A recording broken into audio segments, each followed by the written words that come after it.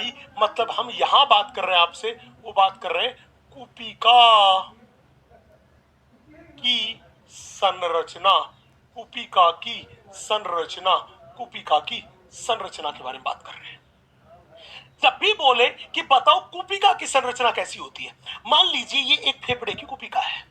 बेटा ये फेफड़े की कूपिका है, और याद करो हमने कहा था कि फेफड़े की कूपिका जो है वो पतली अनियमित भित्ति वाली होती है तथा अत्यधिक संवहनीय होती है। तो ये मेरे पास लाल रंग वाली है, ये इस कूपिका की भित्ति में पाई जाने वाली रक्त केशिका है, रक्त केशिका है। और रक्त केशिका में ये जो गुलाबी रंग की बना रखी है ये है आरबीसी।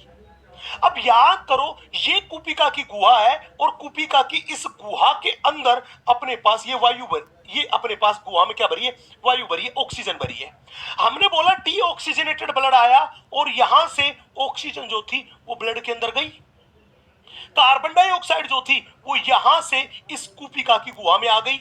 तो मेरे को बताओ ना, जब कूपिका और रक्त के बीच गैसीय विनिमय हुआ तो उसने कितनी परतों को क्रॉस किया? तो बड़े ध्यान से देखना, जब ऑक्सीजन यहां गई तो सबसे पहले इस व्हाइट वाली परत को, फिर इस ग्रीन वाली को, फिर रक्त भित्ति की इस लाल वाली परत को क्रॉस किया, तब जाके ऑक्सीजन रक्त में जा पाई। इसी तरह जब कार्बन डाइऑक्साइड आई तो पहले इस लाल वाली लेयर को क्रॉस किया, उसके बाद हरे वाले पार्ट को, और उसके बाद सफेद वाली लेयर को क्रॉस किया, तब ये कूपिका की गुहा में आई। तो कहने का मतलब कि रक्त तथा केशिका के बीच गैसीय विनिमय होता है तो कितनी परतों को क्रॉस करना पड़ता है? 3 परतों को। ये व्हाइट वाली परत है, ये कूपिका की भित्ति की उपकला है। ये ग्रीन वाली जो परत है ये है आधारीय पदार्थ, और ये जो लाल वाली परत है ये रक्त केशिका की एंडोथीलियम है। एंडोथीलियम है, एंडोथीलियम है, रक्त केशिका की एंडोथीलियम, दैट इज सरल शल्काकार उपकला है। तो इन 3 परतों के द्वारा गैस जो थी वो विसरित होके जाती है। और मैं बता दूं मेरे दोस्त, ये जो तीनों की तीनों परतें हैं, ये जो तीनों की तीनों परतें हैं, इन तीनों की तीनों परतों को मिला के अपन बोलते हैं विसरण कला।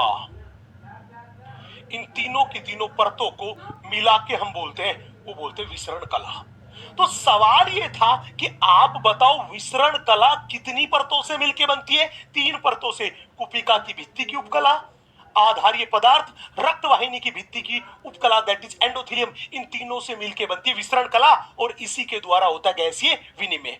अब पूछेगा सर ये 3 परत से विसरण कला बनी, अगर कोई कहे कि इस विसरण कला की मोटाई कितनी होती है, तो ध्यान रखना मेरे बच्चे, ये विसरण कला जो है इसकी मोटाई 1 mm से भी कम होती है। तो मैंने बोला जब भी विसरण कला के बारे में पूछे तो मैंने कहा कि इसकी मोटाई 1 mm से भी कम होती है।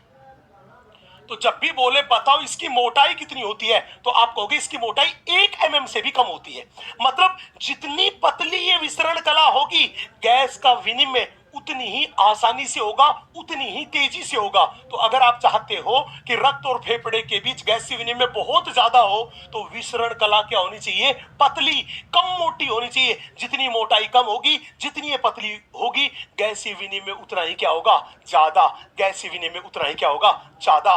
ये मेरे पास है मेरे बच्चे कूपिका की संरचना।